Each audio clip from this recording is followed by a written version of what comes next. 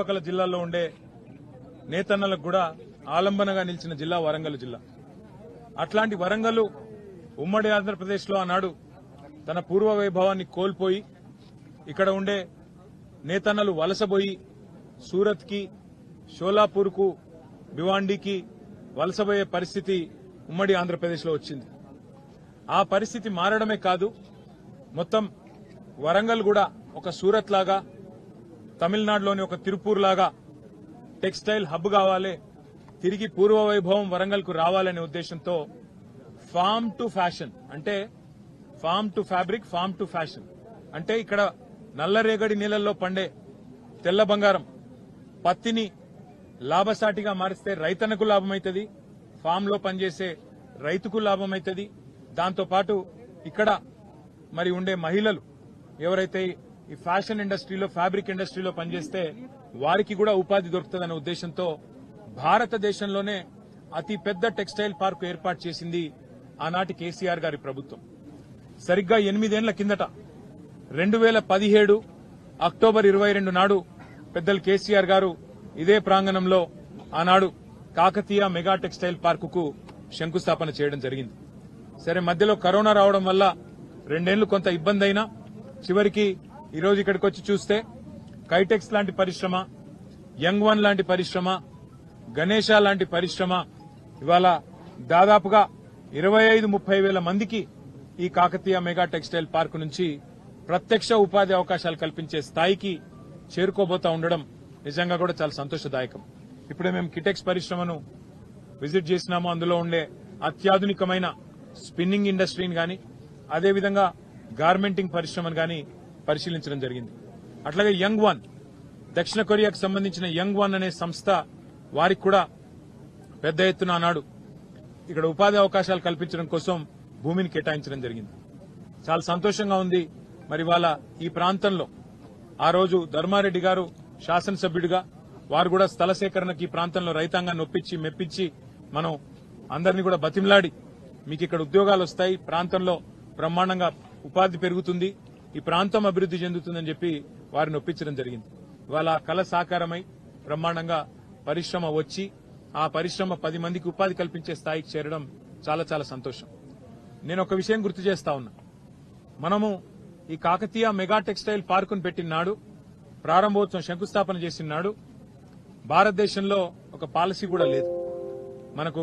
మీరు గమనిస్తే పక్కనే ఉండే శ్రీలంక, ఇటు పక్కనే ఉండే బంగ్లాదేశ్ ఇవాళ వస్త్రాల ఉత్పత్తిలో భారతదేశం కంటే ఎన్నో రెట్లు, భారతదేశం మొత్తం 4% మాత్రమే టెక్స్టైల్ ఉత్పత్తి అవుతుంటే ఇవాళ పక్కనే ఉండే శ్రీలంకలో 8%, అట్లాగే పక్కనే ఉండే బంగ్లాదేశ్ లో 7%, చైనాలో 34% ఇవాళ వస్త్రం ఉత్పత్తి అవుతా ఉన్నది. టెక్స్టైల్ ఇండస్ట్రీ అక్కడ అంత బలంగా నిలదొక్కున్నది. ఆ పరిస్థితి మారాలి, మన తెలంగాణ టెక్స్టైల్ కు ఒక హబ్ గా తయారు కావాలి అనే ఒక విజన్ తో కేసీఆర్ గారి నాయకత్వంలో కాకతీయ మెగా టెక్స్టైల్ పార్కును ఇక్కడ వరంగల్లో ఏర్పాటు చేయడం జరిగింది. నాకు చాలా సంతోషంగా ఉంది. ఇవాళ మరి ఈ 2-3 పరిశ్రమలు ఆనాడు మనం తీసుకొచ్చినవి ఇవాళ ఇంకా తొందరగా ఉత్పత్తి పూర్తి చేసి మొత్తం పూర్తి స్థాయిలో మరి విస్తరిస్తే 30-40 వేల మందికి ఇక్కడనే ప్రత్యక్ష ఉపాధి అవకాశాలు, పరోక్షంగా దానికి రెట్టింపు దొరికే అవకాశం ఉంటుంది. పరిశ్రమ ఈ ప్రాంత రూపురేఖలే మార్చే అవకాశం కూడా ఉంటుంది. కాదు ఇంకా పనులు కొన్ని పెండింగ్ లో కనబడతా ఉన్నాయి, వాటిని పూర్తి చేయాలని చెప్పి నేను ప్రభుత్వాన్ని కూడా కోరుతా ఉన్నా. ఫ్లైఓవర్ ఆనాడు కేసీఆర్ ప్రభుత్వం మంజూరు చేసింది, ఆర్ఓబి మంజూరు చేసింది, దాన్ని పూర్తి చేయాలని చెప్పి కోరుతా ఉన్నా.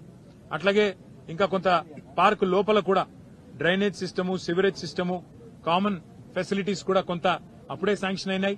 కానీ మరి ఈ 2 ఏళ్లు ఎందుకో మందకొడిగా నడుస్తున్నట్టున్నాయి, వాటిని కూడా పూర్తి చేయాలని చెప్పి కూడా నేను ప్రభుత్వానికి విజ్ఞప్తి చేస్తా ఉన్నా.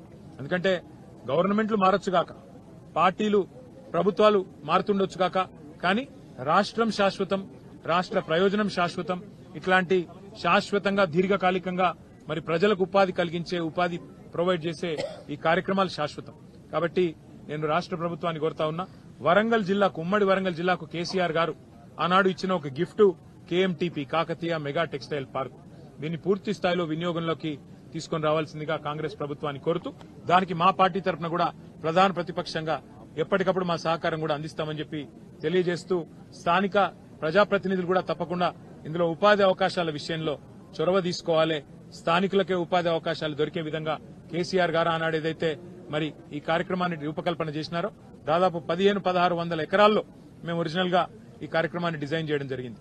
తదనంతరం కేంద్ర ప్రభుత్వం కూడా దీని నుండి స్ఫూర్తి పొంది కాకతీయ మెగా టెక్స్టైల్ పార్క్ నుండి పీఎం మిత్ర అనే ఒక స్కీమ్ కూడా మనం 2017లో ఇక్కడ శంకుస్థాపన చేస్తే ఒక 4 ఏళ్ల తర్వాత పీఎం మిత్ర అనే కార్యక్రమం వాళ్ళు కూడా తీసుకొచ్చినారు. చాలా సంతోషం. ఇవాళ తెలంగాణ ఆచరిస్తుంది, దేశం అనుసరిస్తుంది అనే పద్ధతిలో what Telangana does today India does tomorrow అనే పద్ధతుల్లో మనం పెట్టిన కాకతీయ మెగా టెక్స్టైల్ పార్కు ఇవాళ భారతదేశానికి ఆదర్శంగా నిలబడడం చాలా చాలా సంతోషం. అదేవిధంగా నేను మళ్లీ ఒకసారి ప్రభుత్వాన్ని విజ్ఞప్తి చేస్తా ఉన్నా, పూర్తి స్థాయిలో పార్కును వినియోగంలో తీసుకొచ్చే విధంగా చొరవ చూపాలి. దానికోసం మా సహకారం ఎప్పటికీ ఉంటుందని చెప్పి కూడా తెలియజేస్తూ మరొకసారి పెద్దలు కేసీఆర్ గారికి, ఎందుకంటే వారి విజన్ కి వారి దార్శనికతకి వరంగల్లో తిరిగి మళ్లీ ఆజంజాహీ మిల్లు పోయిన తర్వాత తిరిగి మళ్లీ ఆ స్థాయిలో వరంగల్ ని నిలబెట్టాలనే కేసీఆర్ గారి దార్శనికతకు కూడా మరొకసారి నేను వారికి ధన్యవాదాలు తెలియజేస్తూ మీడియా మిత్రులు కూడా పెద్ద ఎత్తున సహకరించారు. వారికి కూడా ధన్యవాదాలు, నమస్కారాలు. థాంక్యూ.